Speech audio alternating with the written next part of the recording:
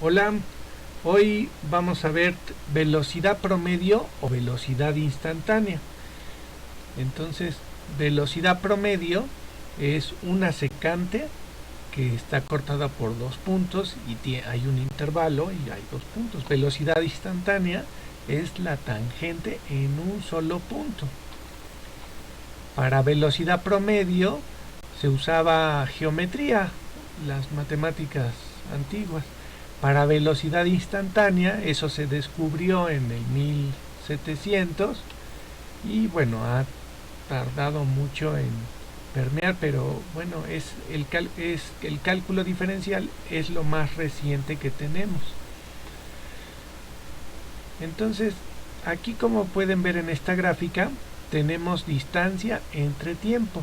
Lo que nos dice la pendiente es nuestra velocidad en esta recta tangente nos da la velocidad. Entonces, si tenemos kilómetros sobre hora, bueno, el eje de la Y son los kilómetros y el eje de las X las horas, y tenemos una función, si esta función dice 20, pues quiere decir que vamos a 20 y tendrían que poner aquí las unidades, kilómetros sobre hora. Y esa es nuestra velocidad de 20 kilómetros por hora. Entonces, la velocidad instantánea nos la da la tangente, que es la que obtenemos volviendo h 0. ¿Ven? Cuando tenemos dos puntos y los acercamos hasta que casi no haya distancia entre ellos, el límite tiende a 0, entonces tenemos la tangente.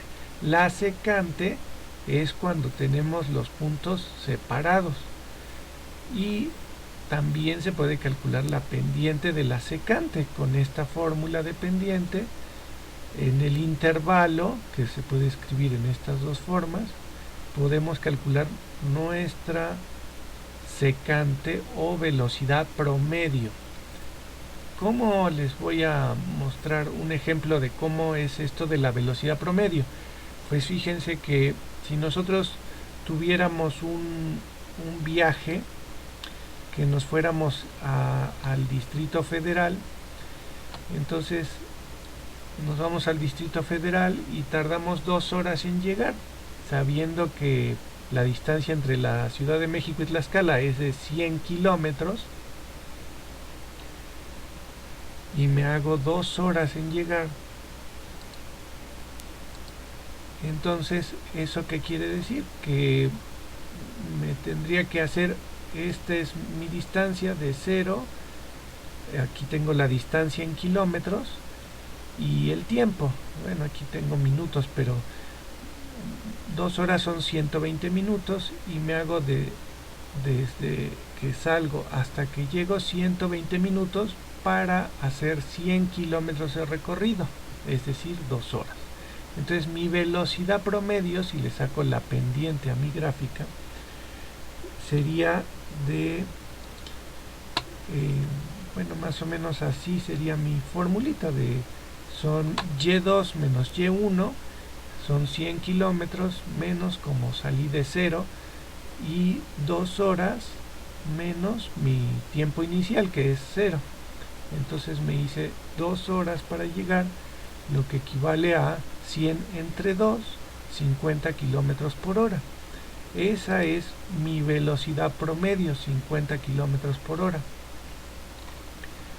Ahora, yo no siempre viajé a esa velocidad. Hubo momentos, por ejemplo aquí, que iba a 90 kilómetros por hora.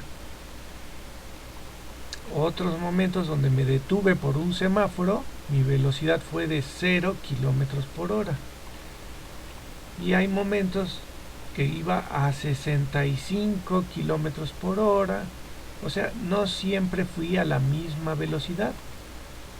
Primero fui a 65, luego detuve, luego avancé más rápido. El cálculo diferencial lo que me dice es mi velocidad en cada instante.